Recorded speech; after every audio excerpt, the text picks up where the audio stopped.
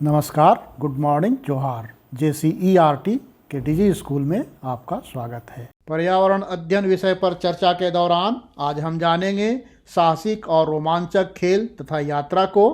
इन साहसिक खेलों में देश का नाम रोशन करने वाली देश की कुछ बहादुर बेटियों की जीवन कहानी को जानेंगे और साथ ही साथ बाल संसद के तहत अपने हाउस के झंडे का डिजाइन तैयार करना भी जानेंगे।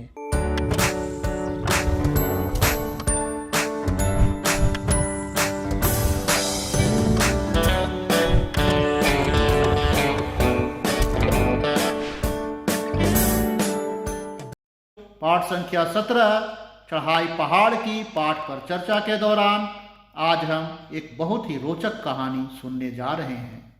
बच्चों, खेलना तो आपको काफ़ी पसंद है ना? हाँ, खेलना किसे पसंद नहीं है।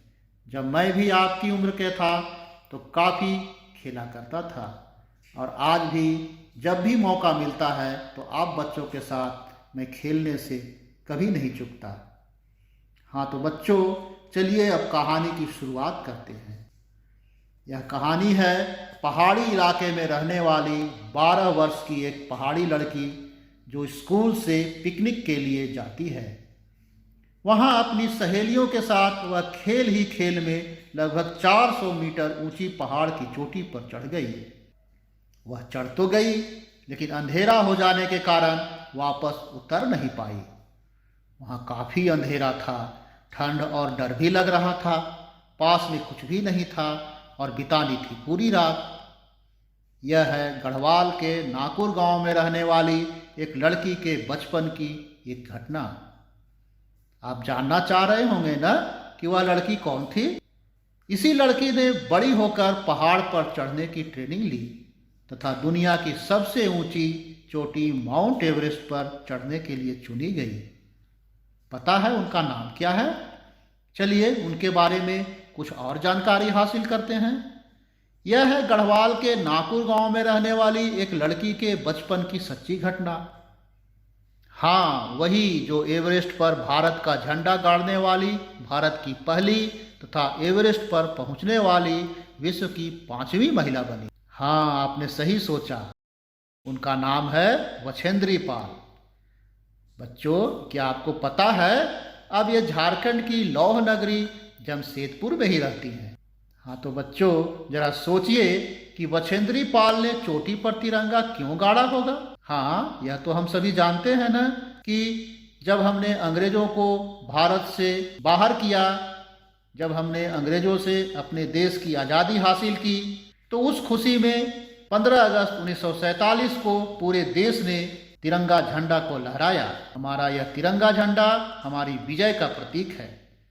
जब हमने अंग्रेजों पर विजय हासिल की, अपने देश को आज़ाद कराया, तो हमने तिरंगा झंडा फहराना शुरू किया। और आज भी प्रत्येक वर्ष स्वतंत्रता दिवस के अवसर पर 15 अगस्त को और गणतंत्र दिवस के अवसर पर 26 जनवरी को विद्यालयों में, सरकारी कार्यालयों में, गैर सरकारी कार्यालयों में, यहाँ तक कि विदेशों में, दूतावासों में भी झंडा फहराया जाता है।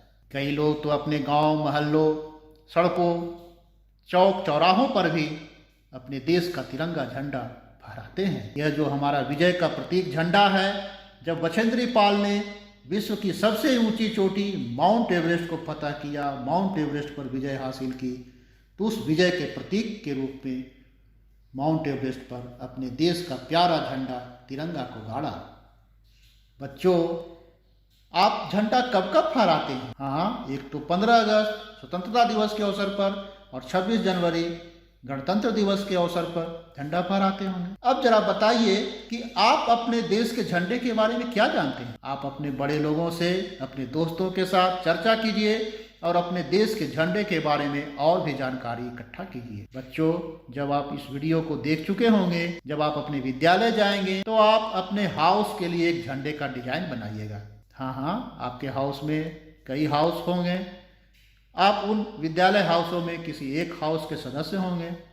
आपने विद्यालय हाउस के किस सदस्यों के साथ मिलकर अपने हाउस के प्रतीक के रूप में एक झंडे का डिजाइन बनाइए। आप कई झंडों का डिजाइन बना सकते हैं। और उन डिजाइनों में से आप किसी एक डिजाइन को चुनकर अपने हाउस का प्रतीक झंडा का चयन कीजिए। और आप यह जरूर बताइए, जरूर लिखिए कि आपने उन कई झंडों में से किसी एक झंडे को अपने हाउस के प्रतीक के रूप में क्यों चुना। आप अपने देश के तिरंगा झंडे के अलावा अन्य देश के झंडे को भी देखा होगा। आप बताइए कि आप अपने देश के अलावा और किन देशों के झंडे को देखा है और उन झंडों को आपने कहाँ देखा है। प्यारे बच्चों, अगले पाठ पर जाने के पूर्व हम यह भी जान लें कि बछेंद्री पाल को उनकी बहादुरी के लिए महामहिम राष्ट्रपति के द्वारा सन 1984 में पद्मश्री, सन 1986 में अर्जुन पुरस्कार तथा सन 2019 में पद्म भूषण से सम्मानित किया गया। हाँ तो बच्चों, आज हमने अपने देश की एक बहादुर बेटी की कहानी को सुना।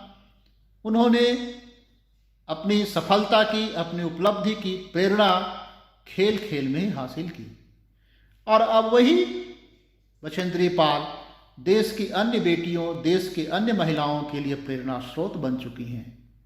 तो उनसे प्रेरणा लेकर अन्य महिला बहुत ही महत्वपूर्ण उपलब्धि हासिल की है।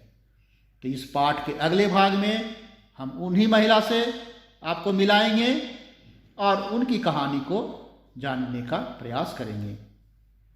तो तब तक के लिए आपको ढेर सारी शुभकामनाएं। आप खुश रहें, मस्त रहें, इसी तरह की कहानियों को पढ़ते रहें, कहानियों से प्रेरणा लेते रहें। धन्यवाद बच्चों, इस पाठ का पहला भाग समाप्त हुआ। अगले भाग में हम जानेंगे अपने ही राज्य की एक बहादुर महिला के जीवन का